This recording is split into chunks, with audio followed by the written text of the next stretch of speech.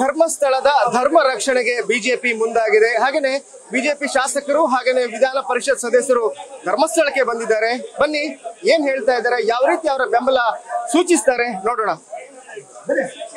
ಕೇಂದ್ರಗಳ ಮೇಲೆ ಆಗ್ತಾ ಇರುವಂತ ದಾಳಿಯ ಹಿನ್ನೆಲೆಯಲ್ಲಿ ಇವತ್ತು ಕೋಟ್ಯಾಂತರ ಭಕ್ತರು ಬರ್ತಾ ಇರುವಂತ ಧರ್ಮಸ್ಥಳದ ಮೇಲೆ ಆಗ್ತಾ ಇರುವಂತ ಅಪಪ್ರಚಾರವನ್ನ ನೋಡಿ ಇವತ್ತು ಭಾರತೀಯ ಜನತಾ ಪಾರ್ಟಿ ನೈತಿಕ ಬೆಂಬಲವನ್ನ ಮಂಜುನಾಥನಲ್ಲಿ ಪ್ರಾರ್ಥನೆ ಮಾಡೋ ಮುಖಾಂತರ ಮಾಡಿದೀವಿ.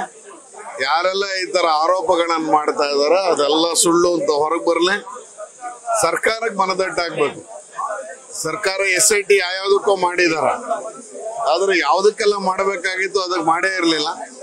ಆ ಹಿನ್ನೆಲೆಯಲ್ಲಿ ಮಂಜುನಾಥನಲ್ಲಿ ಪ್ರಾರ್ಥನೆ ಮಾಡ್ತಾ ಇದೀವಿ. ಸರ್ಕಾರ ಒಳ್ಳೆಯ ನಿರ್ಧಾರವನ್ನ ಮಾಡ್ಲಿ. ಏನು SIT ಇದೆ ಮಧ್ಯಂತರ ವರದಿಯನ್ನು ಹೊರಗೆ ತೆಗಿಲಿ ಅನ್ನುವಂತ ಪ್ರಾರ್ಥನೆಗಾಗಿ ಇಲ್ಲಿ ಬಂದಿದೆ. ನ್ಯೂಸ್ ಫಸ್ಟ್ ನಿರ್ಭೀತಿಯಿಂದ ನಿಮ್ಮ ಪರವಾಗಿ.